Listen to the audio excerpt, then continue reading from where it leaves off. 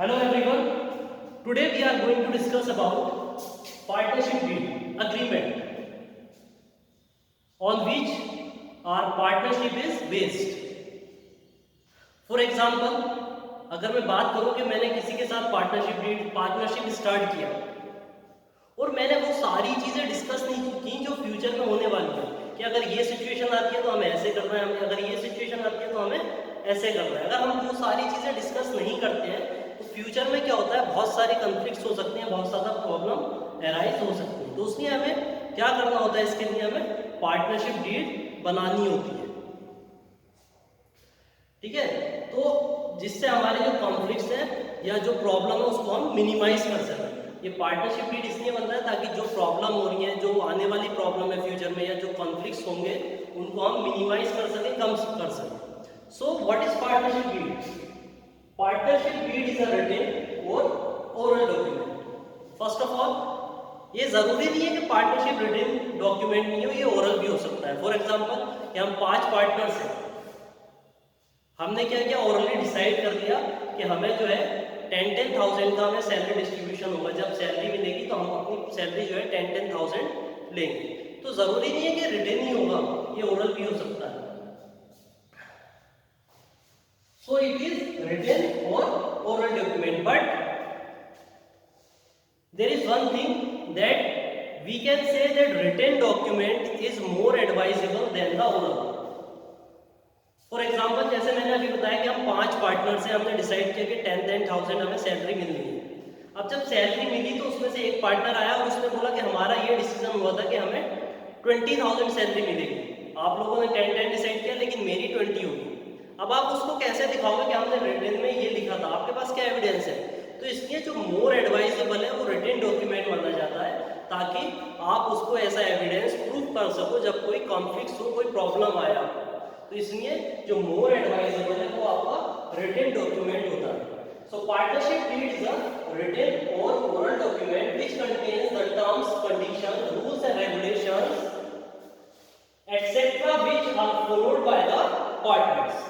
इसमें वो सारे रूल्स, रेगुलेशंस, टर्म्स, कंडीशन लिखे होते हैं जो पार्टनर्स को फॉलो करने पड़ते हैं, जो पार्टनर्स को पार्टनरशिप में फॉलो करना है। कैसे कि अगर हमने पार्टनरशिप डीड नहीं बनाई है, अब एक पार्टनर ने बोला कि हमें इस काम को इस तरह से करना है, दूसरा कह रहा है नहीं इस तरह से करना है, तो उसमें प्रॉब्लम अराइज होगी। इसलिए जब हमारे पास पार्टनरशिप डीड बनी होगी तो हम उसको इजीली हैंडल कर सकते हैं।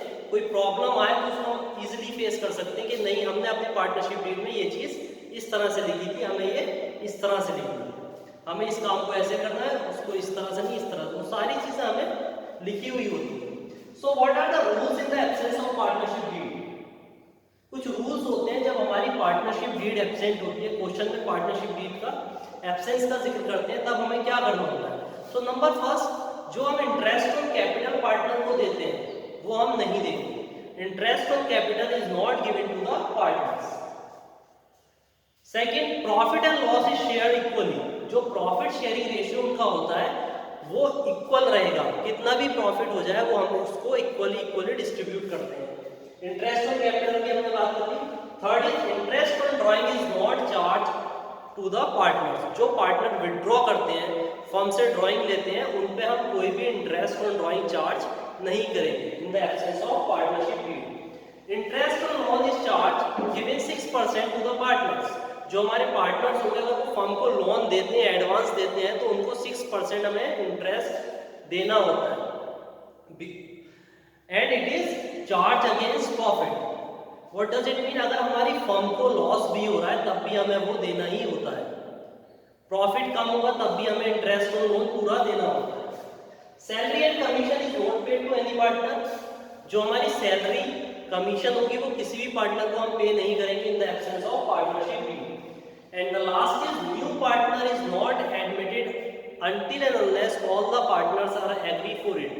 जब तक हमारे सारे पार्टनर न्यू पार्टनर को एडमिट करने के लिए एग्री नहीं होंगे तब तक हम क्या करते हैं, न्यू पार्टनर को एडमिट नहीं कर सकते। अब इसके पार्टनरशिप डीड के कुछ कंटेंट्स होते हैं, कुछ कंटेंट्स में बताता हूँ, बाकी जो होता है वो आप अपने हिसाब से जब भी आप पार्टनरशिप डीड स्टार्ट करें उसमें अपने अकॉर्डिंग आप उसमें कुछ भी ऐड कर सकते हैं। So number first, if we talk about the contents of the partnership deed, so number one is name of the firm. हमारी जो फर्म है उसका क्या नेम रहेगा, उसको हम किस नेम से अपनी फर्म को चलाएंगे. Second, address of the firm. हमारी फर्म का जो एड्रेस है वो कहाँ होगा.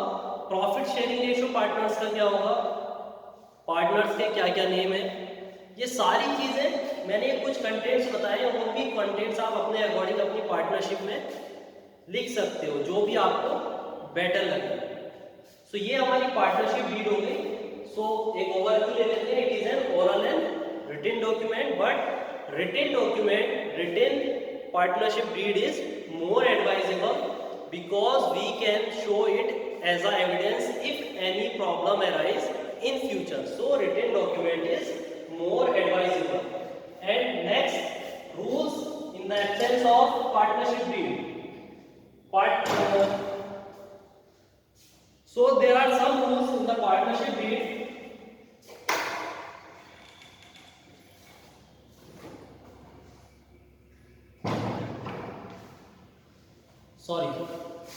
There are some rules in the absence of partnership deed. Profit and loss are shared equally. Interest on capital is not given to the partners. Interest on drawing is not charged to the partners. Interest on loan is given 6% per annum. If there is loss also, so we have to give the interest on loan. And salary and commission is not given to the partners. And next is, if any new partner is admitted, until and unless all the partners are agreed for that, we can't admit any partner. So this is all about the partnership deed. Thank you and have a nice day.